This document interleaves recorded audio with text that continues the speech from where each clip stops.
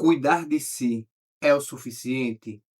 Essa é a proposta do E Agora José Murilo de hoje. Estamos próximo do Dia Internacional do Autocuidado e aí estamos aqui para poder pensar um pouco sobre o que nós temos entendido por saúde mental, autocuidado. Geralmente eu costumo trazer uma perspectiva que eu conheci em 2021 nas palavras de Viviane Mosé, que é sobre que o autocuidado por si só não dá conta. E aí que nós precisamos trabalhar uma questão do tripé do cuidado, né, que seria o cuidar de si, cuidar do outro e ser cuidado.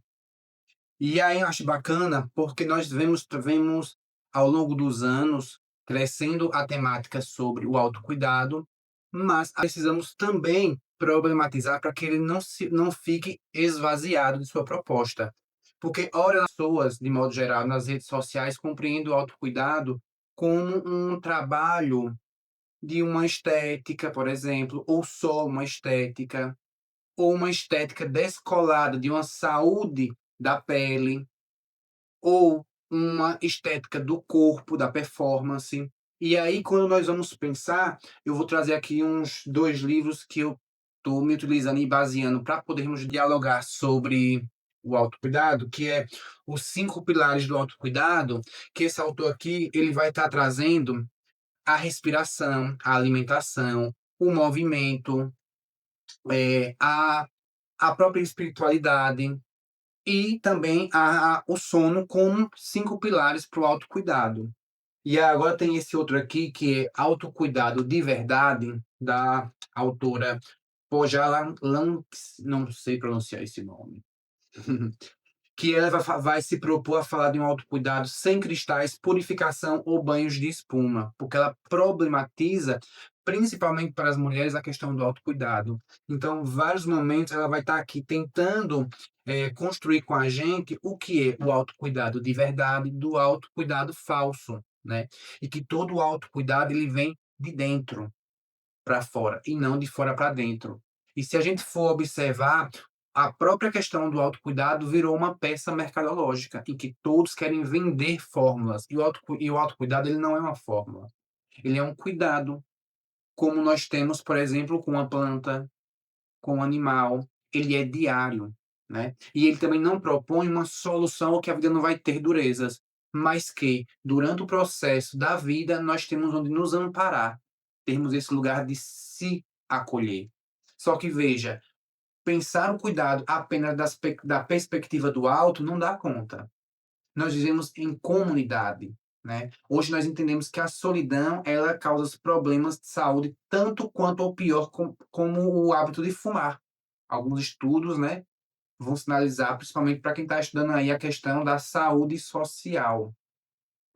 Então nós temos a questão do, ser cuidado, como parte integral do cuidado e cuidar do outro, né, das nossas redes. No psicodrama, nós vamos pensar no átomo social em que o eu está ali, arrodeado de eus significativos, e as relações elas precisam ser nutridas de ambos os lados, né. E se a gente fosse pensar o conceito da palavra autocuidado, o auto vem de noção de si, cuidado é dar atenção a si. Só que antes da gente pensar em autocuidado, nós precisamos pensar em alguns conceitos, né, como, por exemplo, autorregulação, autossuporte, heterossuporte. Você já ouviu falar em alguma dessas palavras? Se sim, escreva aqui nas mensagens para que eu possa saber, se não também, né. Mas o autossuporte e o heterossuporte, por exemplo, ela é uma forma que nós temos de mobilizar e aprender a usar nossos próprios recursos. Se é meus recursos, é autossuporte. Se é um do outro ou fora de mim, heterossuporte. Então, vamos percebendo que o cuidado ele se dá na relação eu comigo, eu com o outro e eu com o mundo, né. E aí nós pensamos que o autocuidado ele também nós precisamos entender que não é pensamentos positivos, mas é inclusive voltarmos para dentro de nós mesmos para podermos compreender aquilo que precisa ser modificado, né. O a o autocuidado ele tem muita articulação com o autoconhecimento. E venhamos e convenhamos, tá? O autoconhecimento, como a gente vê nas redes sociais, principalmente no Instagram, aquelas imagens lindas, em montes bonitas, pessoas meditando, pode ser uma parte do autocuidado e do autoconhecimento, mas o autoconhecimento dói. Dói porque a gente precisa se enfrentar diante do espelho. E diante desse espelho, esse espelho não vai mentir. Então, dói. E aí, como eu já disse anteriormente, o cuidado, o autocuidado, ele não se dá apenas no corpo, né. E aí eu gosto de brincar o autocuidado, em algumas dimensões, como por exemplo, na vida pessoal, na vida interior, na vida saudável, na vida social, pilares em que nós precisamos estar olhando. Por exemplo, vida pessoal. Intelectual, relacional, espiritual, propósito, vida profissional, dinheiro e finanças, carreira e missão, vida saudável, diversão, lazer, saúde, disposição, vida social, contribuição e doação, ambientes e grupos, vida sentimental, amoroso, conjugal, famílias e amigos, são partes da humanidade que nós precisamos estar olhando e podendo cuidar dessas partes que faz o todo da gente.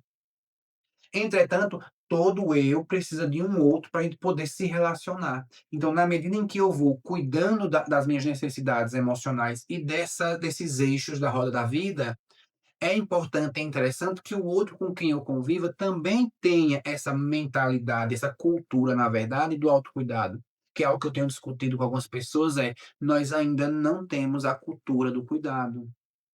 Nós temos a cultura do quando eu estou no sofrimento, quando eu estou com vários sintomas, aí eu vou buscar uma ajuda. E se a gente pensasse, por exemplo, a saúde mental como algo preventivo?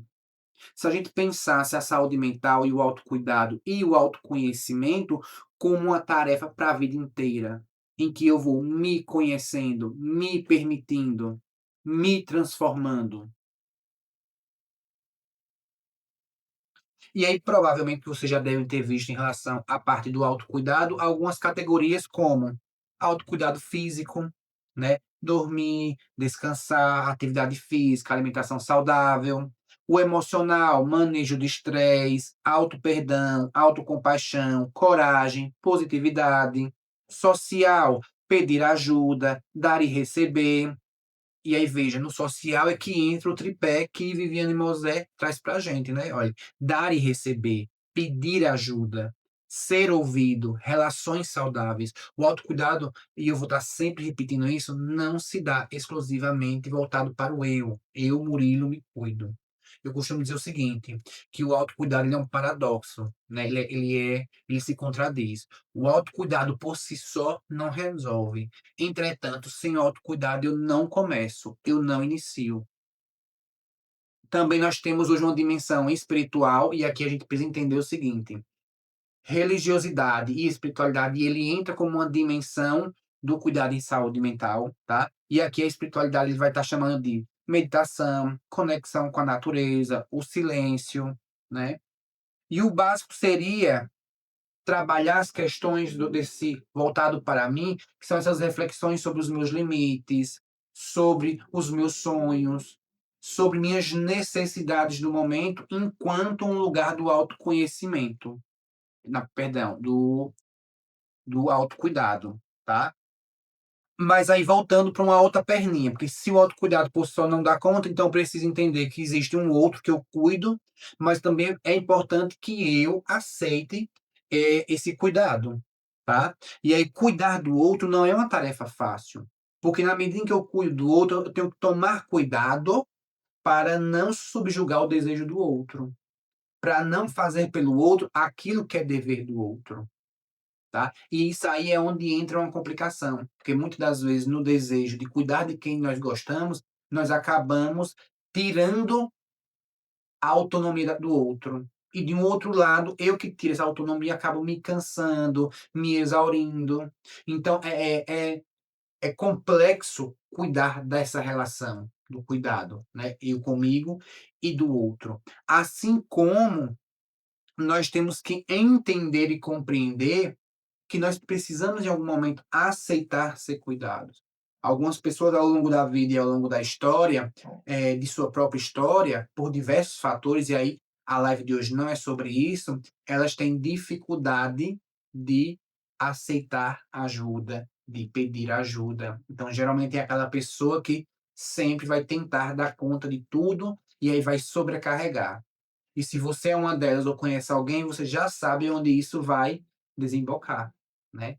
Em um cansaço, numa sobrecarga, num esvaziamento da vida, que ela sempre quer dar conta sozinha. Talvez aí tenha uma psicodinâmica que ela acredite que só vai ser digna de ser cuidada se não aceitar o cuidado.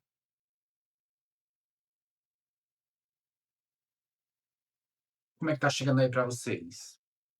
Vai escrevendo aqui para eu saber. Para você que está, ao vivo, coloca aí nas mensagens, para você que está vendo depois, coloca aí na DM, ou no Instagram, ou no YouTube.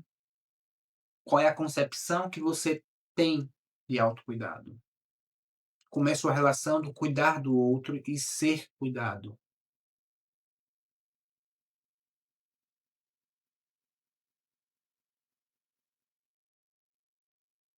Tem uma frase que eu coloquei aqui para trazer para compartilhar com vocês sobre Peterson. Ele vai dizer o seguinte, em relação a cuidar do outro, né: "Nesta sociedade em que todos esses outros se cruzam, que tempo temos para cuidar uns dos outros e de nós mesmos? Vivemos imersos em relações de cobrança de produtividade, de um sistema econômico desenfreado, de exigência de resultados. Nesta trama, conseguimos parar para pensar em nós e nesse outro?" Tem uma coisa que eu acho bem curioso no psicodrama, que Moreno ele vai dizer o seguinte: quando a pessoa está buscando, né, criar, que Moreno fala muito de criar, né, sua saúde mental, ele não usa as palavras que naquela época não se usava essa palavra específica, mas ele falava da questão do desenvolver a criatividade e espontaneidade, e isso é muito importante, porque é um fator de saúde mental. Pessoas que têm criatividade e espontaneidade na vida, não é em relação a ser artista, também, mas em relação à vida, ele vai dizer que tem um estado de saúde maior, com a maior qualidade.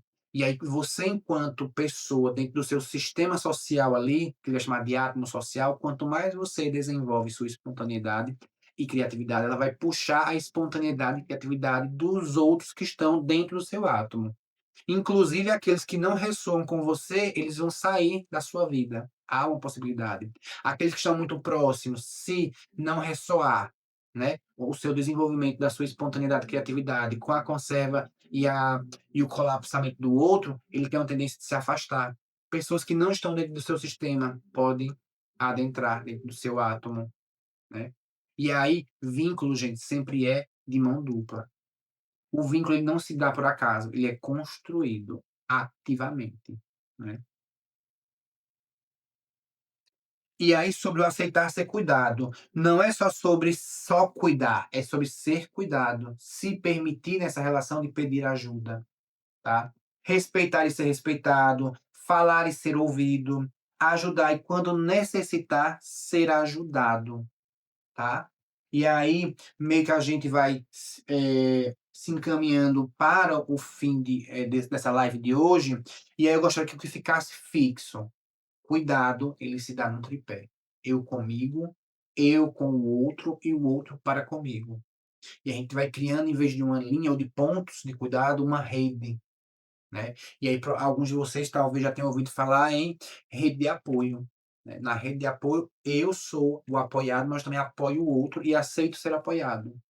É uma via de mão dupla, tá. Eu não sei o quanto vocês estão familiarizados, mas hoje os estudos sobre saúde social, ele tem se amplificado, porque eles vão dizer justamente que cuidar só de si não tem dado conta. Nós vivemos numa relação, tá. Eh, a live vai ficando por aqui. Tá? E uma frasezinha é: "O cuidado é sobre ser colo". Ser colo para você, ser colo para o outro e aceitar o colo do outro, tá. E se a gente tiver certas dificuldades em aceitar cuidado, talvez fosse importante a gente procurar profissionais que possam nos ajudar nesse pequeno, vamos dizer, obstáculo, tá. Até a próxima.